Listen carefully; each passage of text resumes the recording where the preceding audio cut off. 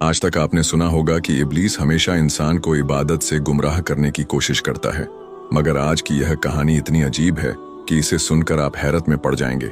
एक शख्स अंधेरी रात में नमाज अदा करने के लिए अपने घर से निकला। रास्ता बहुत अंधेरा था और चलते हुए उसे ठोकर लग गई। वह मुंह के बल गिर पड़ा और कीचड़ से लथपथ हो गया।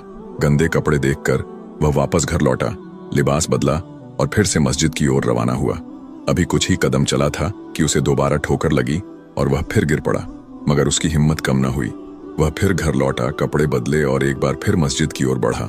इस बार जब वह घर से बाहर निकला तो दरवाजे पर एक अजनबी खड़ा था, जिसके हाथ में एक चमकता हुआ चिराग था। अजनबी चुपचाप उसके आगे आगे मस्जिद की तरफ चल पड़ा। चिराग की रोशनी में इस बार रास्ता साफ नजर आ रहा था और वह बिना किसी मुश्किल के मस्जिद पहुंच गया। मस्जिद के दरवाजे पर वह अजनबी ठहर गया और नमाजी अंदर चला गया। नमाज अदा करने के बाद जब वह बाहर निकला तो देखा कि वह अजनबी अभी भी खड़ा था, मानो उसे घर छोड़ने आया हो। नमाजी को अजनबी पर शक हुआ और उसने उससे पूछा, आप कौन हैं? अजनबी ने जवाब दिया, मैं इब्लीस हूँ। यह सुनकर नमाजी हैरान रह गया और बोला, शैतान मुझे मस्जिद तक कैसे छोड़ने आया? तेरा काम तो लोगों को गुमराह करना है। इब्लीस हंसते हुए बोला, जब पहली बार तू गिरा तो अल्लाह ने तेरे सारे गुनाह माफ कर दिए। जब दूसरी बार गिरा तो अल्लाह ने तेरे पूरे खानदान को बख्श दिया।